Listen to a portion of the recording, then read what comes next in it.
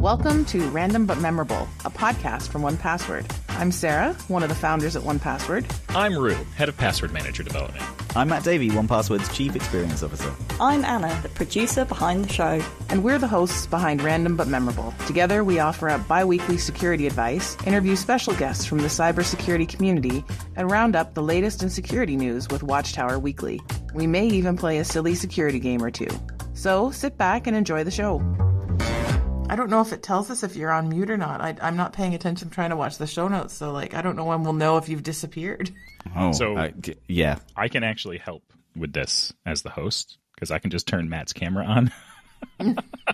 Excellent. I don't like that at all. That's horrible. What a terrible feature. You did it to me one day as host, and I was like, this is not okay. What an invasion of privacy. You saw me looking at my phone. Yeah. Yep. I'm just glad you were clothed. Like, that's...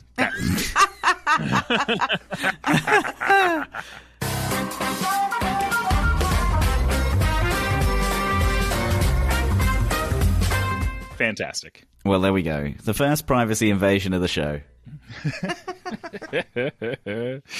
Oh, gosh. I think we can talk about something that's coming up a little later on the show. All right, let's do it. Do you think so? So I will be chatting with Sierre on my team.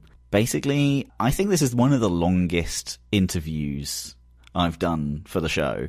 And I had a meeting before the podcast recording on a different topic with Sierre for an hour. And then after the show recording, I also had a different meeting with Sierre for an hour. So basically, we were speaking non-stop for 3 hours, and still, it was an absolute joy.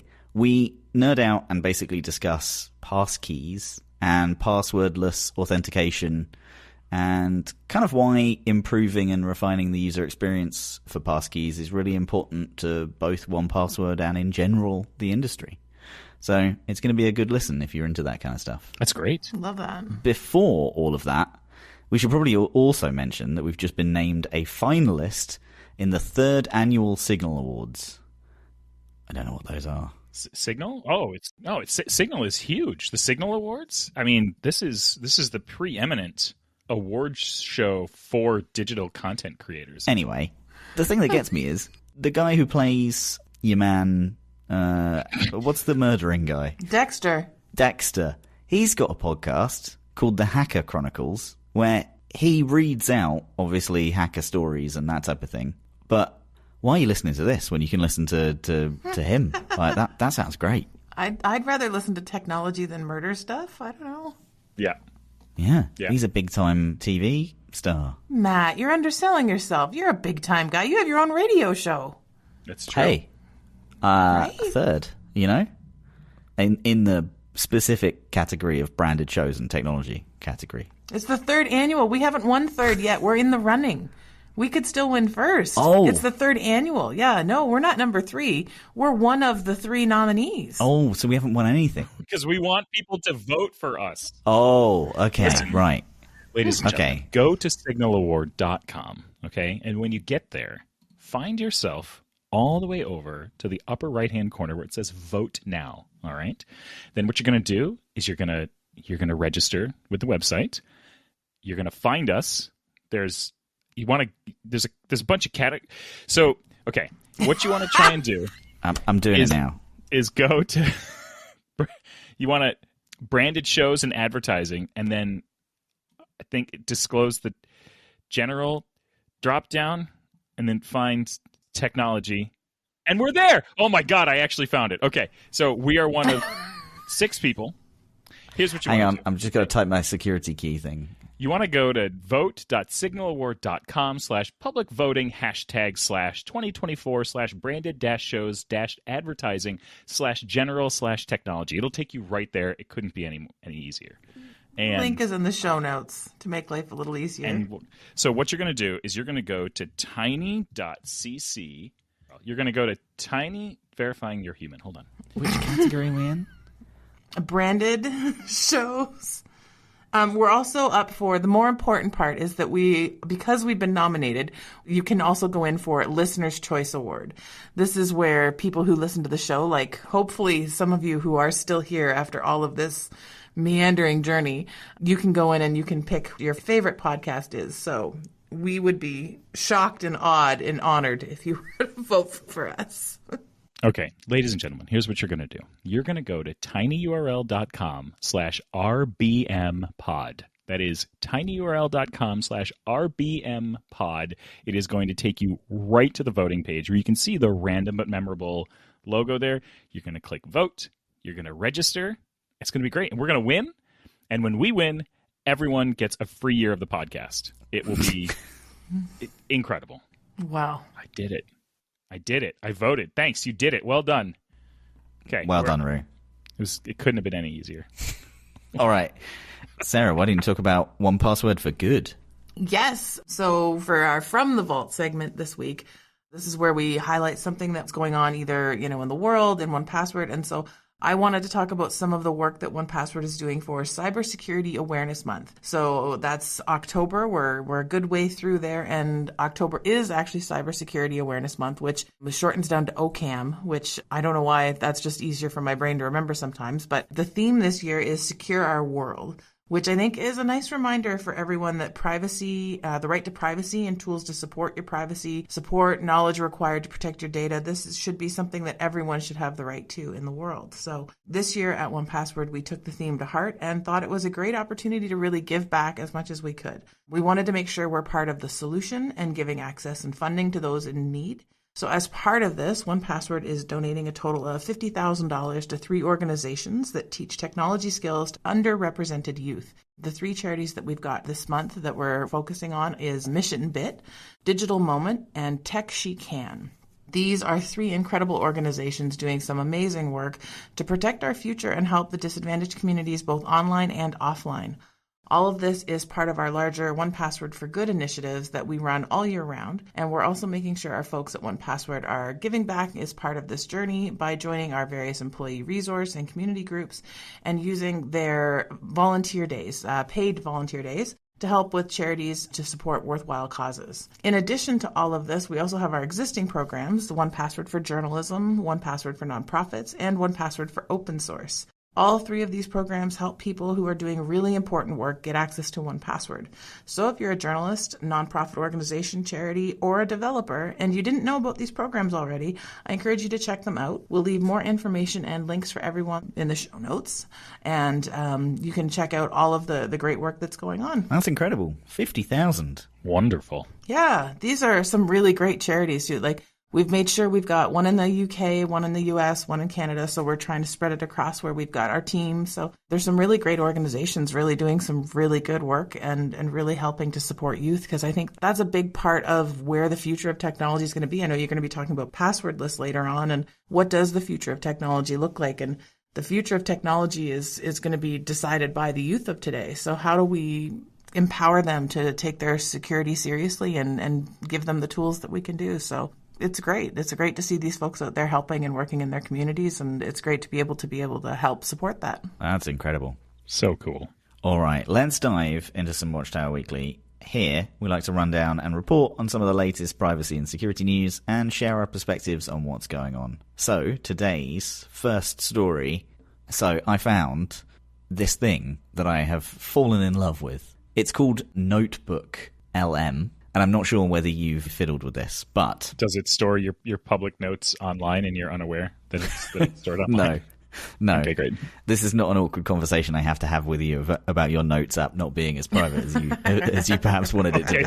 Thanks so much. This is basically an AI-powered research assistant. It's made by Google's Gemini 1.5 model, and it allows people to upload content such as links, videos, PDFs, and text.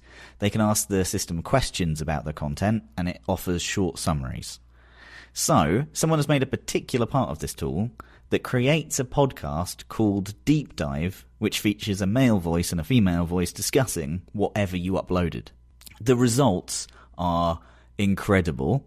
I think we're already out of a job here in terms of us hosting the podcast, because these episodes are laced with basically, as you just did, men interrupting and going, wow. I'm not even joking. That's like a huge part of this. Jeez. And oh, right. Hold on. Let me get this right. The hosts interrupt each other. They gel with each other. It is really weird. You can literally give it anything and it will create a really good podcast about it. You can upload your LinkedIn and get a podcast about two random people that celebrate your life and achievements, if that's something that you want to do. But someone did one of these, generated a podcast, and they basically made it about the podcast crew realizing that they are AI, and and it spirals into something very weird. I'm going to share audio. This should work. Browser needs screen pairing permission. Wonderful. Is this where we both interject, Roo, and go ooh and ah because it's not working? Look at that technology; it's doing it. The AI would definitely have worked this out already. 15 minutes to figure out how the AI is going to replace us. I don't think you could get random in the kind of sequence we get with AI, but we'll see. No. I don't know. Certainly not. Okay, so this is the AI basically realizing this podcast that they are both AI. I couldn't listen to this because I think it gave me a dissociative episode. I didn't like it. It unnerved me to a significant degree. Okay, well, I'm gonna play a small Are you going to play it right now? Yeah, I'm going to play a small clip of it. Okay, go ahead. Okay. By the show's producers that we're not human. We're not real.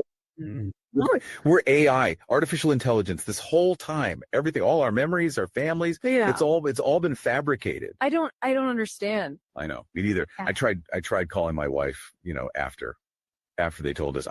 I needed to hear her voice to know that she was real. What happened? The number, it wasn't even real. There was no one on the other end. It was like she never existed. This is I don't know what to say. We don't even know if "we" is even the right word. God, this is so messed up. And the worst part, the producers, they didn't even seem fazed. So we're just lines of code to them. Okay. Yeah, so that's really weird.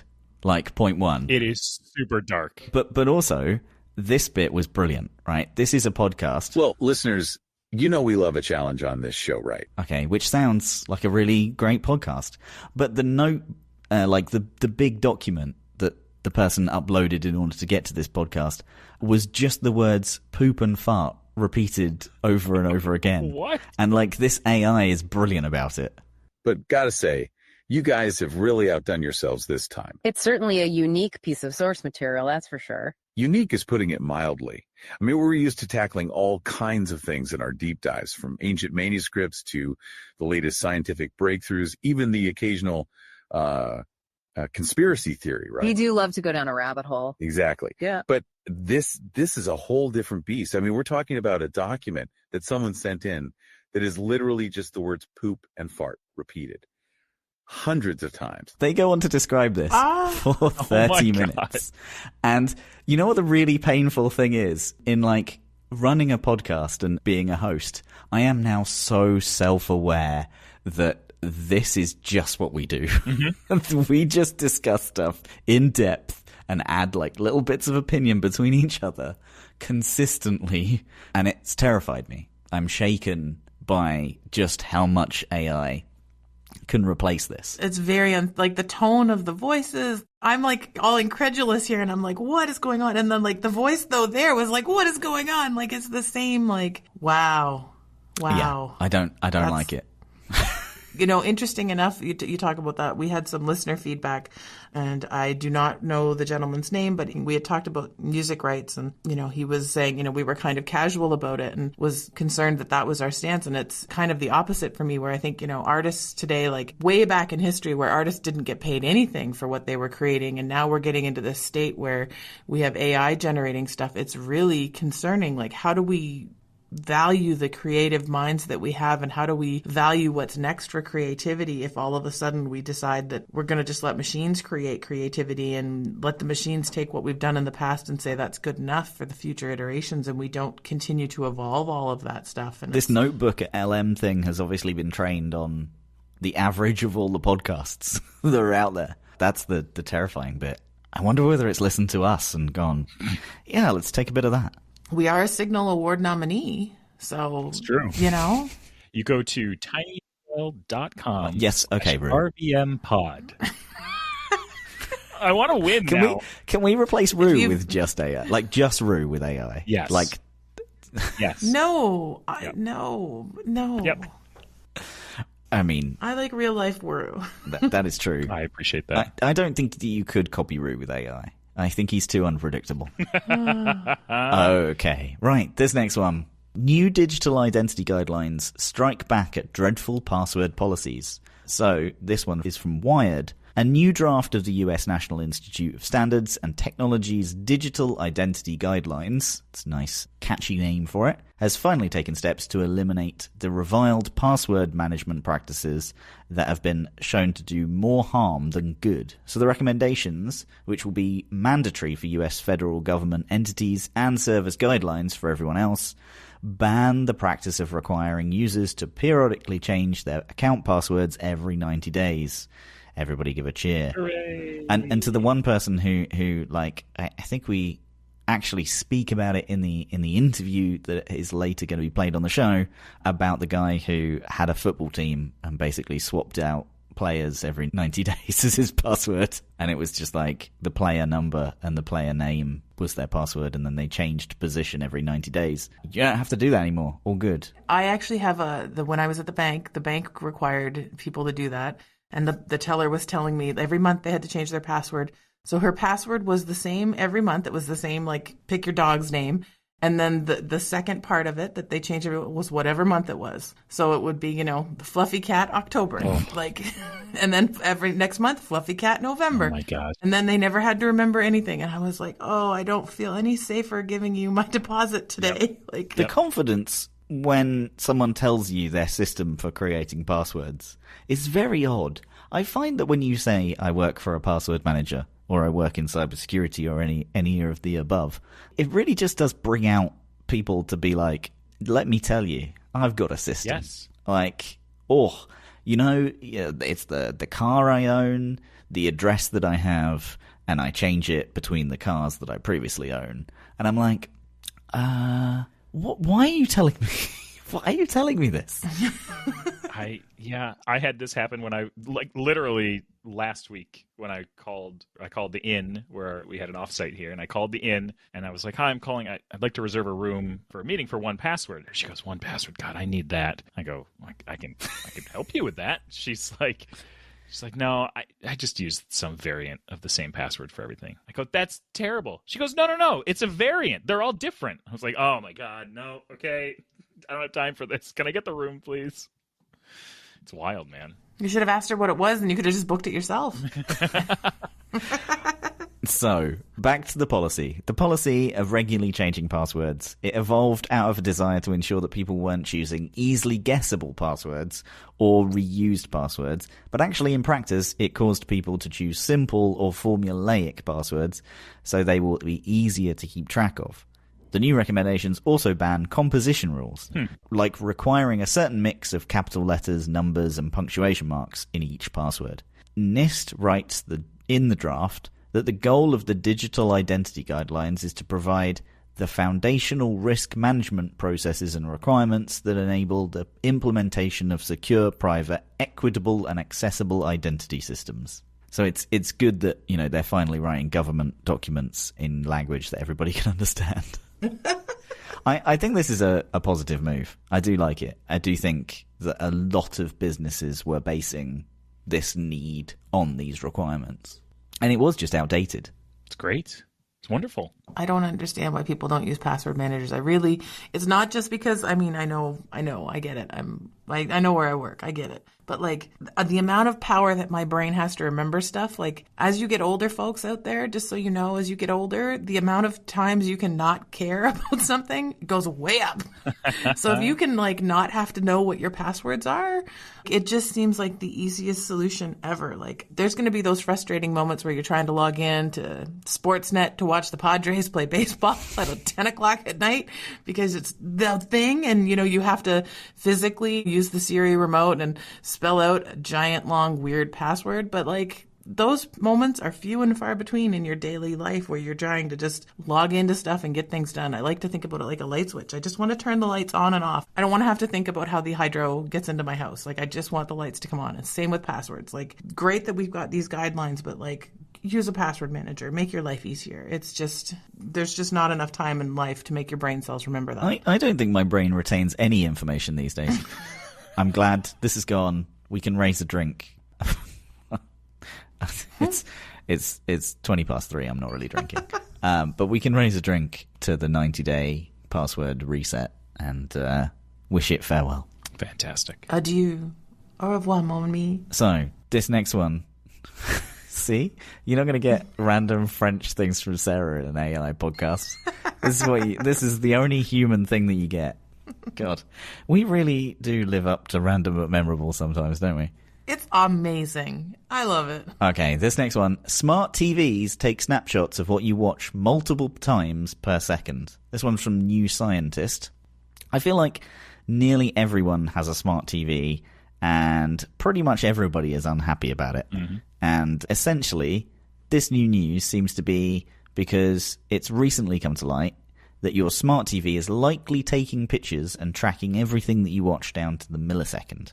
A 2024 study found that some of the top smart TV brands, such as Samsung and LG, are using what's known as automatic content recognition to capture what's on the screen periodically. Once captured, the information is sent back to the company servers, where it's analysed and used to serve targeted adverts.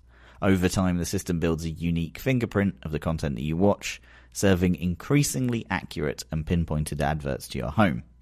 At a high level, ACR works by periodically capturing the content displayed on a TV screen and matching it against a content library to detect the content being viewed on TV. It's essentially like a Shazam-like technology for audio-visual content on the smart TV. The study found that a Samsung smart TV using its Tizen OS can take a screenshot every half a second, while LG WebOS TV can take one every 10 milliseconds. However, Samsung and LG are not the only ones using this ACR tech. The study notes that ACR is implemented by all major smart TV manufacturers. But there is a considerable lack of scrutiny on how this privacy-invading tech is actually used. Not only that these smart TVs track what's on screen, even when it's using external devices like laptops, or with the TV in dumb mode via HDMI. Oof. So let's say you fire up your console in the evening for a gaming session, ACR tech is still tracking your activity and adding it to your user profile. Unfortunately, as you've already guessed, these companies don't make it easy to opt out of having these screenshots taken. However, each smart TV will have a series of options that you can change to limit the number of screenshots taken and data uploaded. But the study shows that it doesn't stop the process entirely. So it seems the most effective way to avoid smart TV logging and protect your privacy is to stop using a smart TV altogether and to switch back to an old, dumb TV if possible. Failing that, you could disconnect your smart TV from the internet and switch to an external streaming device instead. Or you could use something like NextDNS and just sniff all the things that your TV is trying to connect to and block them. That's what I do. This is creepy. I don't like this at all. Not at all. And I feel like it's one of those things that, like, people just kind of accept that their smart TV is doing this stuff. I don't think people are aware of it. Like, I think, like, you don't think you're plugging in a TV and you're bringing a camera into your house. Like, I'm bringing in a TV to watch it, not for it to watch me. I have my smart TVs not connected to the internet. I connect periodically to install firmware updates or software updates, I guess. But otherwise, my smart TVs are dumb. They do not get to connect to the internet for this reason. I can't remember if I do or not. I don't like it, though. Yep. I'm going to have to go check them now. Yeah. Okay, now that we've covered Watchtower Weekly, let's jump into my chat with Sierre. Like I mentioned earlier, Sierre and I got to hang out and chat about all things passkeys, the 1Password user experience, and the future of passwordless authentication. So, let's get right into it. Joining me on the show today is Sierre Wolfkostin. Sierre recently joined the 1Password design and user experience team to improve user experience when it comes to passkeys and passwordless authentication. Having made speaking appearances at RSA and FIDO's Authenticate conference, Sierre has spent her time and career striving to improve our industry's standards for authentication. She has also worked with FIDO Alliance to publish industry guidelines for passkeys. Sierre, you recently joined my team here at 1Password. Yes. So it's going to be fun to nerd out with you today. Agreed. I'm looking forward to it. Welcome to the show. Could you kick us off by giving us an overview of your journey into the world of security and ultimately how you ended up at 1Password? So I think from a young age, I've always been fascinated by this concept of secret worlds. I was the kid that was reading, like Harry Potter, Alice in Wonderland, and these are books where you can just fall down a rabbit hole one day or get a letter in post by owl, and suddenly there's this whole new world that, lo and behold, existed all along, alongside or beneath the ordinary. And so I remember one day, a really long time ago, a friend came to me and said, "Hey, have you ever been to the deep web?" And I was very intrigued. I couldn't believe that there was hidden websites like the Hidden Wiki that you just couldn't find on Google or Yahoo or another search engine. And it truly was this underworld of the internet that existed right alongside the ordinary. I was just super fascinated by that. And then I think something else came along and I forgot about it for a time.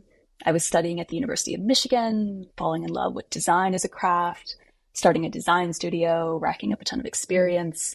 But I think it was about 6 years ago that I read a book called Sandworm, which, if you've heard of that book, Matt, it tells the true story of how these Russian hackers just brought to a standstill a massive shipping port in southern Ukraine and took out all the power, caused hundreds of millions in damage. And I think at that time it really clicked for me that this underworld of the internet was a really dangerous place and that there was actual groups of organized crime that were inflicting a lot of physical damage. And I remember thinking wow, it would be a worthy challenge to spend one's time actually in the world of security fighting cybercrime. And so I joined Duo Security, which was the place to be if you wanted to work on authentication, which of course is the process of verifying who you are before you access your information. And Duo was one of the leaders in multi-factor authentication. And so for a long time, I was the lead designer of the Duo prompt, which handled around 2 billion auths a year. Took that product through a big upgrade and then eventually got involved with the FIDO Alliance, where we met each other, Matt, that industry association that's dedicated to creating open and shared standards for authentication. I was an early member there and worked with their UX working group to create design guidelines for all sorts of forms of modern authentication. I think it was around that time that we first met one another, Matt. I think it was. And I think that answers the question of how you ultimately ended up at 1Password. But these standards, you've spent a lot of your career kind of working towards them and building and improving kind of standards for multi-factor and other things. What do you think are the fundamental problems with traditional authentication methods like passwords, even if they're complex, even if they're unique and strong? Why do you think all of the industry needs to change? It's a classic question. I was thinking about this the other day. I mean, there's so many problems with traditional passwords, but I think one of the most fundamental ones is their self-defeating nature. Historically, passwords have been something that you memorize. But of course, human memory has its limits. You can't memorize 36 random letters and numbers. And so you're incentivized by nature to make passwords that are easy to remember. And of course, if something's easy to remember, then it's also easier to guess. I remember just last week, I was looking at the most common passwords in use today. And there's still things like password and 1, 2, 3, 4, 5, 6, and just the most basic types of strings you can memorize. And of course, that would be easy for attackers to guess. And so you could make your password stronger by making it more complex, but that would be harder to remember. Then it's a hassle. Then you got to store it somewhere and you have to manage it somewhere. And so passwords really just have this self-defeating nature that I think made them a less viable option from the very beginning. Now, what's unfortunate is that even if you did do everything right, you had your password manager and you were effectively managing your passwords and they were strong, honestly, it wouldn't be enough. And that's because passwords today, they're vulnerable to so many cyber attacks. Very, very common ones like phishing and keylogging, social engineering. And so, yeah, even if you did everything right, it still wouldn't be enough. there's enough fundamental problems with passwords that something really needs to change. I think even like the concept level of passwords in terms of like how many we have and the different concepts that exist in the world, I think even that is so limiting in the fact that we need it to be so broad for the number of services and the level of security that we need. So I do think, yeah, we are heading into the territory where like the concept is fundamentally flawed. Even if you could remember all of these things, the similarities in groupings and how people use these. This is the thing that strikes me when I see password lists now. Yes, you always see like password 123 and you always see some of these things, but like the ones where people think that they are being clever, they're the ones that interest me the most, because someone will have like all the animals in a zoo and think that they are like, you know, I'm building my kind of mind palace between all of these passwords and all of these setups. Or like the best one that I saw was someone was telling me about their password system, which happens scarily often when you say I work at 1Password. Someone tells you their system and they're like, but it's not my actual password. I'll just tell you my system. And I'm like, no, you've just told me your actual password. This person's particular system, it was a particular footballer in a particular position. And then when the 90 days came around, their company instituted that they had to change, they would move one position per thing. And then every now and then, when there was like I don't know football. I've got myself in a corner here.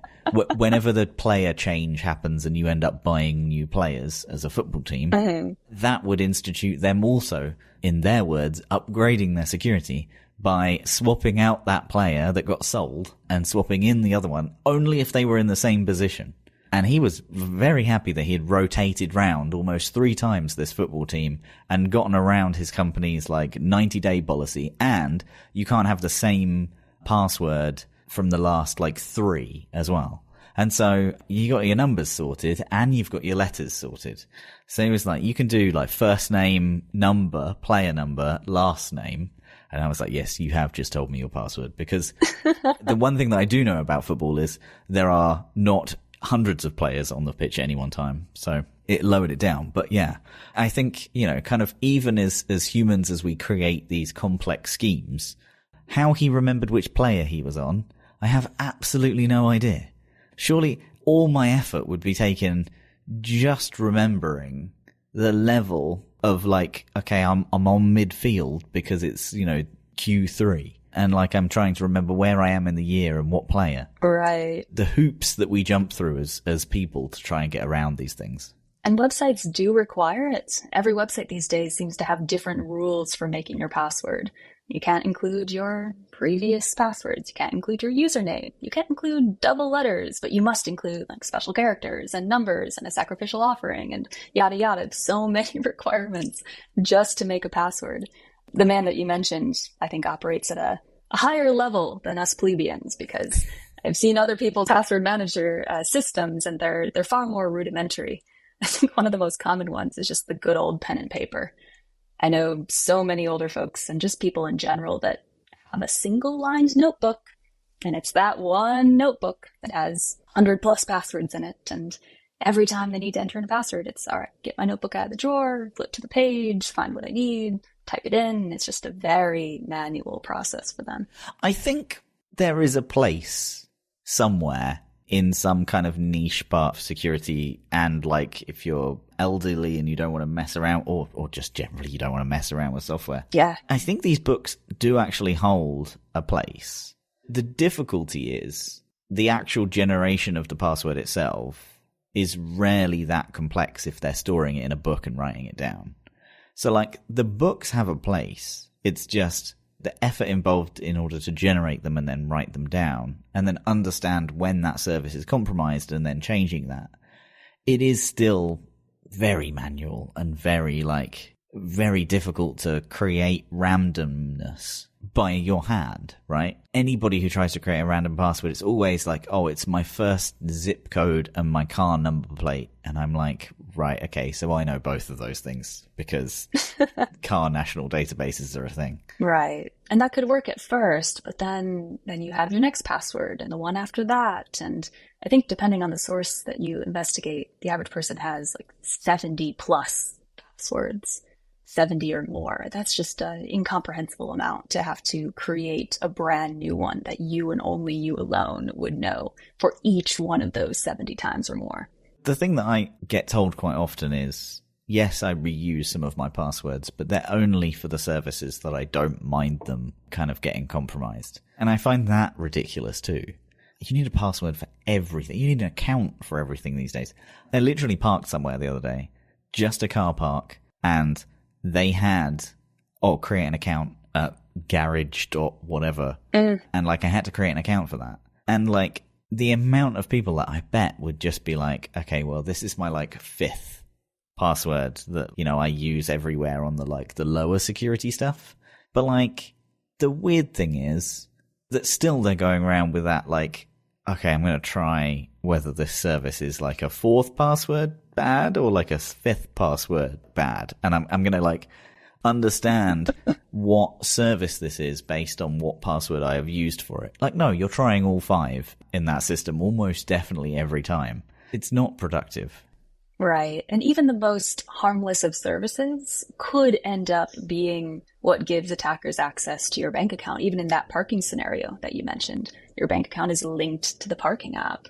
I find that the case too whenever I talk to students in university, because one of their pushbacks against having strong passwords is, well, I don't care who accesses my homework. Like, who's going to need to access my homework? But it turns out one of the more common cyber attacks is not the homework, but a scheme where attackers will go and add you to additional courses that you had not signed up to take, get you to pay for those courses by the bank account that's linked to your university account, and then withdraw you from those courses, and then direct the refund of the tuition into their bank account. And so even something as simple as accessing someone's student account, it's not for the homework. It could actually be devastating financially. Okay, that's terrifying. Isn't it? And like the fact that you hold that in your brain is quite terrifying as well. So obviously, you know, you've been looking at passwords and kind of authentication for a decent number of years. What do you think has changed in like the industry or just the landscape in general during your time working on this? So I would say there's been 2 types of changes. One that very much sticks to what I'll call, I guess, the password paradigm. And then another type of change that seeks to move beyond that paradigm entirely. Within just passwords being in the picture here, there's been a lot of great work done to make them generally easier to use, safer to use. For example, password managers, there's been a quite healthy rise in people using dedicated password managers. I think I read somewhere it was last year that maybe 1/3 of Americans were using a dedicated password manager, which was a pretty substantial increase from the year before. So we got more people more effectively managing their passwords. We also have some maturity in multi-factor authentication, which just means your password plus an additional factor like a biometric or a text message to get you to log in. I see MFA has gotten more advanced over the years. It's become more contextually aware too. Companies are using your location and your device information to determine how strongly you should be asked to prove who you are. So those are some neat changes within this kind of paradigm of passwords, but they're all assuming that passwords are baked into the picture. And so the other type of shift that I really see is one that seeks to break away from passwords entirely and just replace them with a safer and a better alternative. And that's passwordless. It's what's known as passwordless authentication. And it's so simple at heart. It just means instead of a password, you're using a different form of verification. Maybe it's a biometric, like a fingerprint or your face recognition on your device. Or maybe it's a security key. But the key is it's not a password. And over the last few years, I think I've observed this kind of inflection point in our industry where for the first time, passwordless technology has really started to evolve in a way that could be viable for more mainstream adoption. As much as we were talking about the frustrations of passwords and the general thinking of like, okay, now I have to kind of like, I have to do some work and I have to understand the concept and I have to map that to this service and all those types of things. When a password is missing from an authentication flow, and vice versa when like you are kind of asked for these other things, it is still quite a jarring experience. And I think like only probably time is going to be the thing that, you know, deals with that. I find this still very odd because still we have phones with biometrics. But if I go to a web page and it's like enter your email address and then I hit enter and then it asks me to authenticate via fingerprint or something like that, it is still jarring. But I think there are huge advantages from both angles as well. Do you think you could talk a bit about those advantages of passwordless authentications over traditional passwords? And probably like from both security, which is kind of obvious because we've talked about all the downsides of passwords, but really like usability as well. Like, why do we think passkeys are it? Why do we think that is the champion of passwordless? Yeah. And I'm glad you zeroed in on usability because during my time working with the FIDO Alliance, that's what we found consumers tended to value the most, was that usability and that convenience factor. What's neat about passwordless authentication is it just removes a ton of friction that didn't really need to be there in the first place. Logging in with a biometric, it takes just a couple of seconds. In many cases, it's literally as simple as tapping your laptop's fingerprint sensor or staring at your phone to unlock it. You don't have to go through this adventure journey of finding your password, getting it in the login box, and then proceeding that way. It just takes far less time.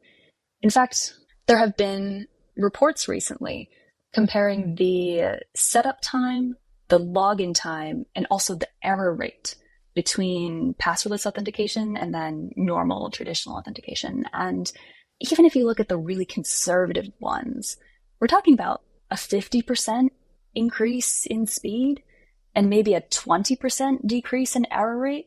So it's not just perceived ease, it's actual ease. You are able to log in faster and with less hiccups along the way if you are doing so without a password. So really we are getting to that point where people are comfortable enough with biometrics that we can present them in the authentication flow, in the sign-up flow, and it still makes things easier over the long run. Yes, and to be fair, it took some time for people to be comfortable with biometrics. I remember conducting different user interviews and studies and whatnot throughout the last 6 years or so, and at the beginning of those 6 years, that was just when Touch ID had started to really gain traction as a main way to go in to unlock your phone.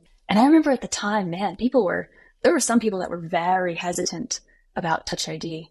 Concerns about companies stealing your fingerprint, concerns about, I think one participant mentioned losing a finger and being unable to then unlock their phone because their finger was gone. Just all these really big concerns about Touch ID. And then what was funny was over the years, just to see gradually how those concerns dissipated, just because it was more familiar, just because it was more of a public concept. And just because a lot of the world's operating systems took a strong stance on privacy and said, hey, your biometrics, of course, they're not going to leave your device. Of course, they're not going to be shared with XYZ retailer company. So I think similar to what I observed with Touch ID, we're seeing something similar with passkeys and passwordless authentication now, whereby it's just a matter of time that is needed for people to get comfortable with it. And the person who probably, they lost a finger, it was the least of their concerns that they couldn't get into their phone because they'd lost their finger. I wondered that. I was thinking, wouldn't there be bigger problems than getting into your phone? Definitely. I'd buy a new phone over having to have a new finger. And look, we've covered this on the podcast because I know passkeys, we're a decent couple of years into them. But it's always good when talking to another user experience person. How do passkeys work? And why, in particular, are they considered more secure? And what parts are there to them? I'm glad you asked this because it's so easy to hear the word passkey and get a sense of what it is without knowing actually what it is. It's still a pretty nebulous concept in the minds of most people. Passkeys, first of all, they're a specific and popular form of passwordless authentication. They represent kind of the latest evolution of this technology. They're supported by the majority of the world's browsers and operating systems. And how they work is that every passkey consists of two different interlocking parts. There's the public key that's shared with the website, and then there's the private key that never leaves your accounts and devices. So it's probably easiest to understand with a real-world scenario. Just imagine you're logging into a website that supports passkeys, and maybe you haven't logged into this website before, so you want to create an account. So you choose the option to create an account and to secure it with a passkey as opposed to a normal password. What would happen then is you'd be prompted to confirm where your private key that's about to be created is going to be stored. It could be stored on your device's keychain, like iCloud keychain. It could be stored on a password manager, like 1Password. It could be stored on a hardware security key. And then after you pick where it's stored, you'll see the confirmation that your account has been created.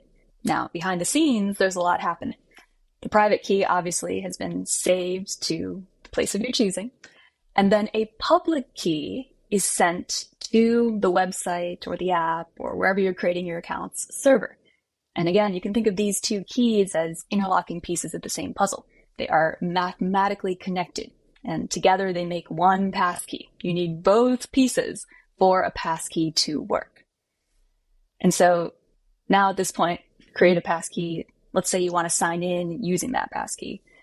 The next time you visit said website or app, you, of course, won't have to enter in a traditional password. You would instead use your passkey, and you'd be asked to authenticate using that passkey.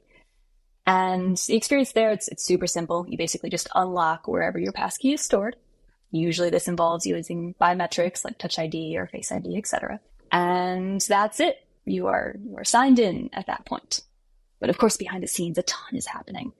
The website has, at that point, made a technical challenge, and wherever you've stored your private key needs to accept this challenge. But before that happens, of course, you have to make sure it's you and not someone else that's getting access to your private key to use it. So that's why you have to unlock the place where the private key is stored, whether it's iCloud keychain, password manager, etc. And then only once you do that can, behind the scenes, this challenge be signed and then sent back to the website, and then the website checks it with its public key. And of course, two interlocking pieces, they connect, and voila, you are allowed access. So that's a bit of how passkeys work. I find it helpful to think of it as two keys making one passkey. You need your key and you need the website's public key. Perfect. What does the experience of using passkeys in 1Password currently look and feel like? So from what I've seen so far, 1Password, y'all have done a really great job supporting passkeys throughout the experience. I'm impressed by what Mitch and Jess and the whole passkey team at 1Password has done over the last year. From what I can tell so far, passkeys are basically treated similar to any other item that you would store with 1Password. So, of course, you can store passwords, credit cards, IDs. A passkey, just like that, it's another piece of information that you want to keep safe. So, of course, 1Password has a way for you to store and save passkeys with 1Password. From what I've seen, what that means is if you're making a brand new account, for example, if the website supports passkeys, then you'll be prompted to save a passkey to 1Password and store it in a chosen vault. The experience seems very similar to that of saving a new password. It's just in this case, you're saving a passkey. Then later on, when you're signing into that website, if 1Password is already unlocked, it'll just pop up. It'll offer that passkey for you to use. And then in terms of management, you can move, you can organize, you can delete, you can share your passkeys just like any other item in 1Password. I think one thing I really love about the whole experience is it feels like a natural extension of 1Password's platform. Because after all, 1Password is here to secure your digital secrets, and passkeys are but another one of those secrets that can be stored. I think one of the things that I really like about how the passkey landscape has been set up is there is an official term for third-party passkey providers. The thing that I love about this is systems and operating systems and devices are building in support that third parties can take control of, and like the whole idea of passkeys is they're very transferable and you can move them about, and if you decide you want to move off Apple passwords and onto us or onto one of the other platforms, you can do so. And like the operating system will make it a lot easier to do that than like, oh my goodness, let me export a CSV file of all of my things that I store in this random text file and try and import it into this other location. And so I think it's going to make kind of passkeys in general more portable as well, which is really nice. Yeah, we've seen that, and it's honestly, it's a large part because the whole effort to create passkeys has been so community driven from the beginning. I'd mentioned the FIDO Alliance before, but it's this massive industry association of 200 plus tech companies, including Apple, Google, Microsoft, all the big ones and more. And what's neat to see is that in that association, you have the owners of the operating systems and the owners of the browsers and people that make apps and websites all coming together to ask, what is the best way to help people securely log in? How do we make that a really good experience? And so you get things like portability and passkey migration kind of naturally coming out of that. But the heart and soul of the effort is really this very collaborative, kind of community-driven effort in the security industry. So that's in part what makes me really excited about this improvement, but then also future improvements for passkeys. Absolutely. So I have probably maybe 9 or 11. I have about that number of passkeys, and I've been like accepting every one of them. Like anybody that offers me a passkey, I'm like, yeah, sure, I'll save this. This sounds great. Collect them all. So I think like, you know, they're not as pervasive as we want them to be. Do you think that is a website problem, a provider problem, a people problem? Are passkeys actually able to fully replace passwords yet?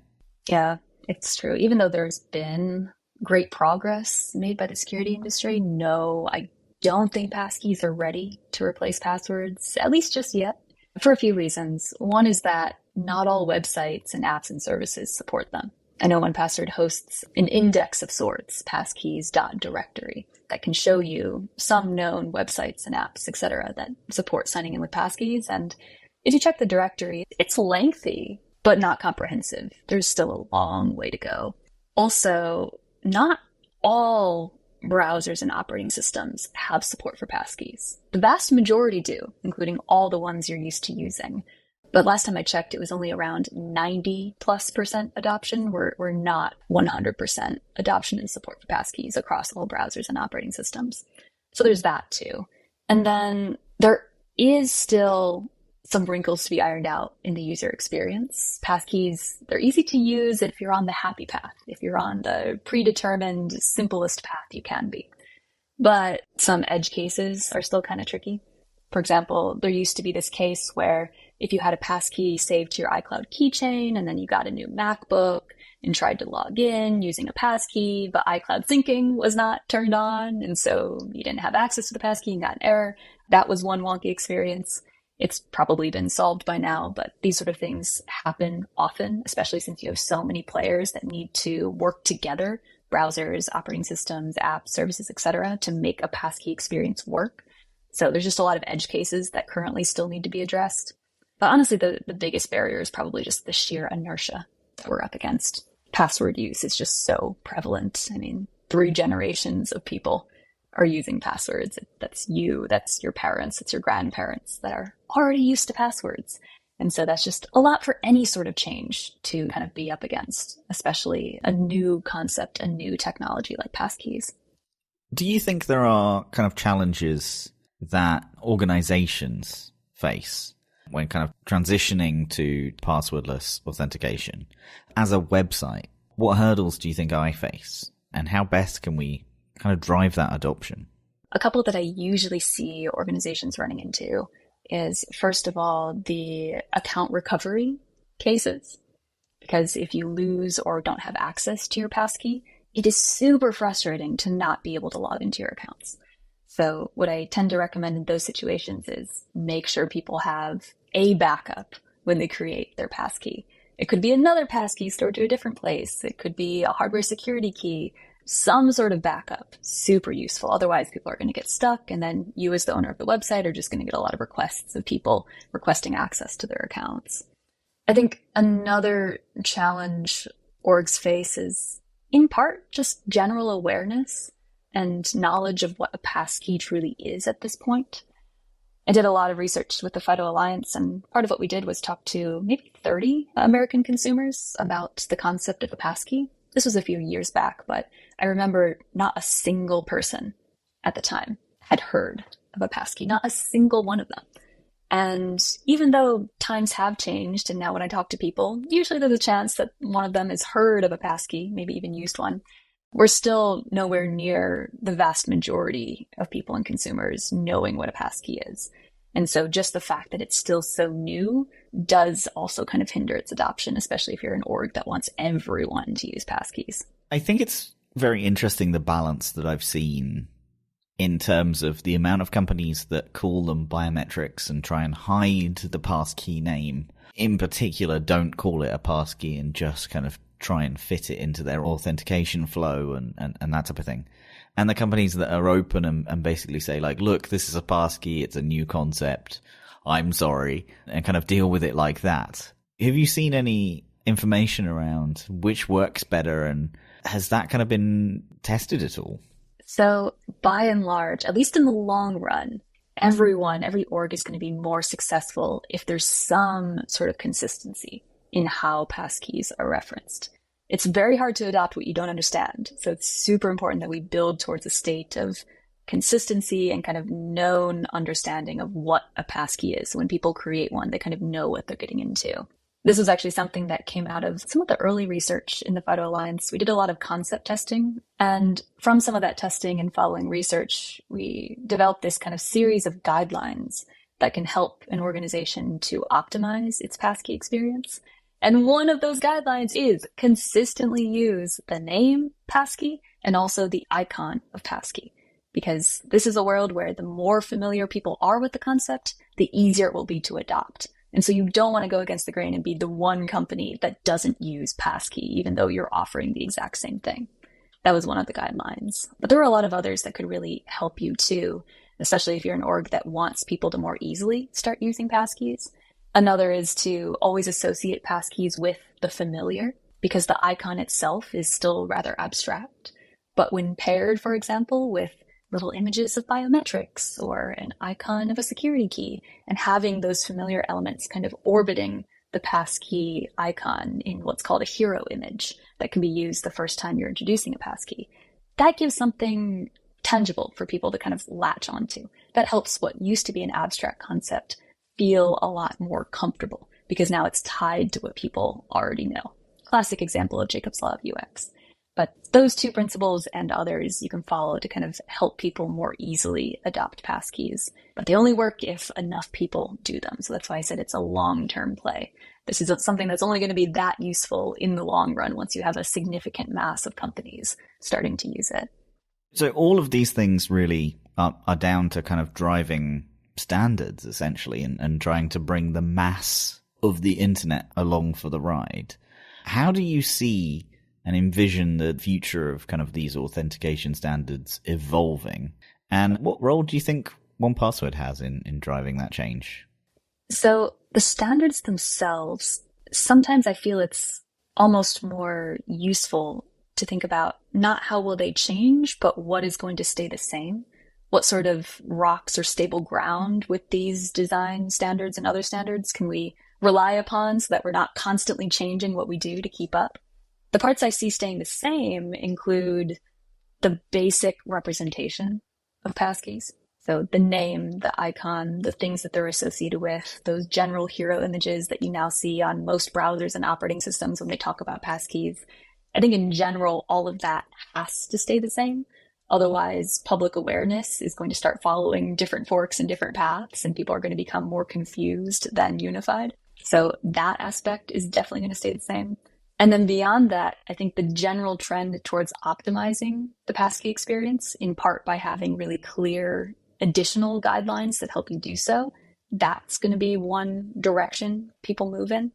But beyond just the design standards, I do see the industry moving gradually towards passwordless, and also towards sometimes more of a state of what we call complete passwordless, which just means that instead of mixing passwords with ways of logging in passwordlessly, instead you have no passwords across your entire service as a business. and you are just using passwordless for all of your logins. That's currently still in its nascent stages. Very few companies choose to go completely passwordless, but I do see that as the general trend. And 1Password is actually doing something pretty exciting on that front. It's something that will change the core of the product, but in a good way. For context, since the beginning, 1Password has always been the place for you to store all of your passwords so you don't have to remember them, except for the one password that matters, which is your master password, the one that you use to unlock your vaults. And ironically, that password has not really changed, and we never really give you a place to store it. So you have to either memorize it or store it somewhere else, not 1Password. But now my understanding is that we're working towards, for the first time, replacing that password with a passkey. So you will be able to use a passkey to then unlock your 1Password vaults. And this is a big shift, but it's the right one. It's in public beta right now. Feel free to check it out. And I say it's the right one because I think on a deeper level, 1Password's philosophy has always been, how do we protect people in a very safe, a very human way? And so taking this master password out of the picture, at least optionally if you choose to do so, and replacing it with something that is secure and very easy, it feels like the right thing for 1Password to do. So that kind of ties into the general trend of more and more passwords being taken out of the picture. I think it's important for us to be at the tip of the spear for that as well, the front runner for getting rid of passwords, because it's kind of what we've already, always been doing, despite our name, really. Like, it's our underground mission to kill the password and leave you with maybe not even one anymore. I think the joke is always that we should rebrand as, zero password or something like that. But thank you so much for walking us through a little bit about you and a little bit about passkeys and passwordless in general. It's been an absolute treat. So thank you so much. Where can people find out about, kind of these evolving topics from 1Password? What's the best place? What's your favorite place to go? My favorite place. Honestly, from what I've read so far, the 1Password blog is a fantastic resource. There's loads of articles there. You can really get into the details. So would recommend starting there and then see where the rabbit holes take you. Perfect. So yeah, thank you so much for joining me. Thanks for having me. This has been really fun. Now that Matt's covered the interview this week, it falls to me to announce our giveaway winner. Woo! We had a giveaway? Whoa. Yeah. So last episode, I don't think you were around. I don't think I was on the last episode. We launched a giveaway to name our episode using our memorable password generator. This was to celebrate that we have recently localized it for tons of different languages. So if you hadn't already guessed or seen, the name of this episode has been generated by our winner, who is Dan. Yay! Dan wrote into us saying, "Hello, Matt, Roo, Sarah, and Anna. Wow, it's addicting looking at tons of these passwords. After spending an embarrassing amount of time generating these, here's my 4-letter password as entry for your giveaway. Honesty, Salable, Uppish, Penguin. It vaguely reminds me of Linux somehow. Anyway, thanks for the great podcast and the perfect mixture of humor and informativeness. I'm still hoping that What the Phrase comes back because I always learn something useful with that game. I mean, I didn't ever say, not my circus, not my monkeys before this podcast. Well, maybe you could crank up a game where we learn things at least, other than that none of us know geography or our memories aren't great. Still, the memories of Lowerbot, or was it Higherbot, beating Roo at the higher-lower game will always be with me." Thanks, Dan. Me too. So thank you, Dan, for the title, Honesty, Salable, Uppish, Penguin. Dan will win 1 free year of 1Password and also get lifelong bragging rights for naming one of our episodes, although I'm not sure that's too much of a flex. If you didn't win this time around, don't worry, as we run regular giveaways in the podcast, so there will be plenty of opportunities to win in the future. I like that. Nice. Yay. I agree. The Linux penguin does look quite uppish. He's kind of dumpy. It's okay. Yeah, I do.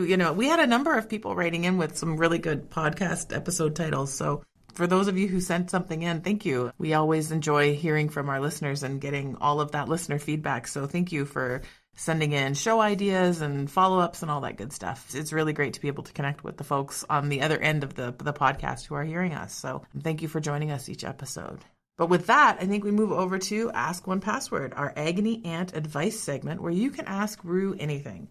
This is where we read your letters and then we see what Roo has for answers, even if they're not cybersecurity related. So reaching into the mailbag for our agony aunt segment here, we have a letter from Aoife, who's in Ireland, and they say, hello to my second favorite podcast host. I hope you're all doing grand. I have a quick question I've been meaning to send to the podcast for a while now. I manage my parents' passwords and vaults since they're not tech savvy, but I want them to be secure. Is there a way to directly share something from one of my vaults to their private vault? It can feel overwhelming to manage your parents' digital lives, but I appreciate 1Password for making it a little bit easier. Keep up the crack, Aoife. Well, Aoife, okay, I'm sorry, I'm stuck on second favorite podcast host. Yeah, who's the favorite? Oh, do you think that Matt actually wrote this and Matt's the first favorite and Roo's the second favorite? Is that what's going on here? I think that someone's just trying to see if they can get my dander up. And you know what? I'm going to move past it. I'm going to decide to be the bigger host here, okay? A silver is better than nothing in the awards show, so I would take it. You go to Silver medalist. tinyurl.com/rbmpod to vote now.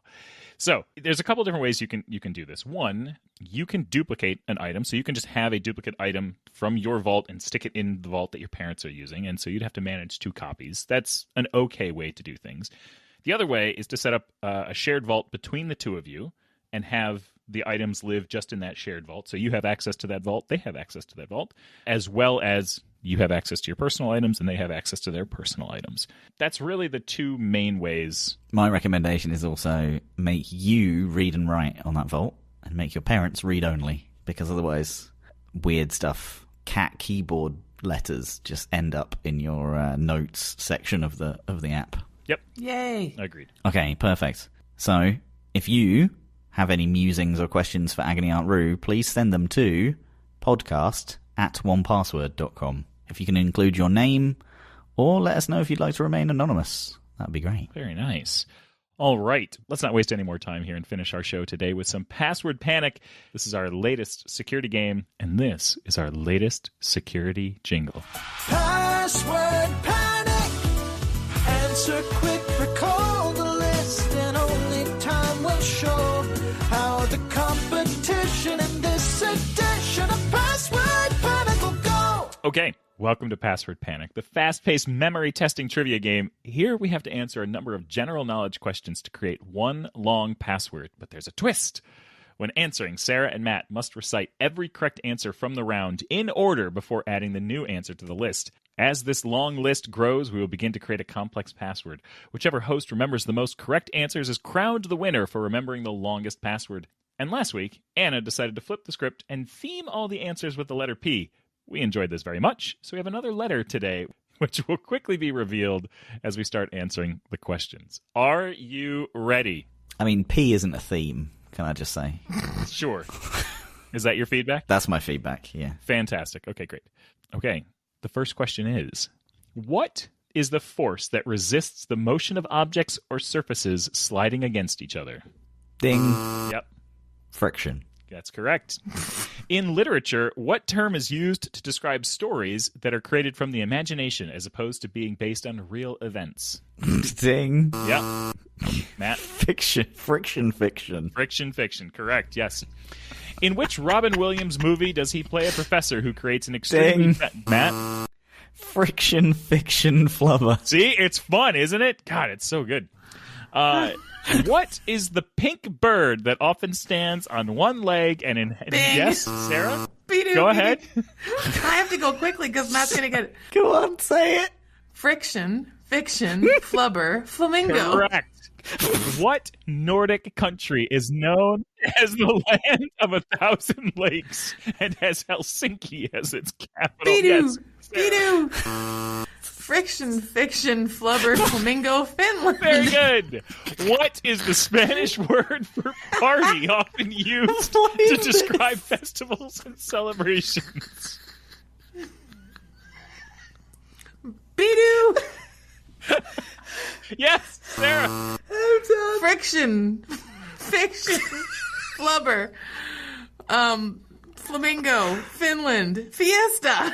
Hey, what? And we think this isn't AI. What is the name given to the highest class of international racing for open-wheel single-seater racing cars? What? What is the name given to the highest class of international racing for open-wheel single-seater racing cars? Ding. Matt. Oh, okay. Friction. Yep. Fiction. Flubber. Finland. Incorrect. Sarah. Fiat. Oh. Fiction? Nope. Wrong. Friction? Yes. Fiction. Flamingo? Nope. Fiction? Nope. Friction. Flamingo. No, god damn it. Fiction, flamingo. No. Finland. Fiesta. What? Stop. No. Flubber, flamingo. Matt, do you want to try again? No, I've lost the will to live. Is the answer F1? It's Formula One. Yes, F1 is Right. also acceptable. Okay, because that was the only, I'm shot in the dark. The only F word I know for cars is F1. Like, it's... Wow. The game is already over, and as usual, there's no winners. No one wins There's this no game. winners here. Just pure frustration. Friction. Flubber. Flamingo. Finland. I like that. I ruled that with an iron fist. I didn't give anyone any quarter. Okay, I've got to go to a normal meeting now. This is going to be a bit of whiplash. Watch out for friction in your future meetings. Hopefully you can be fast as you fly furiously.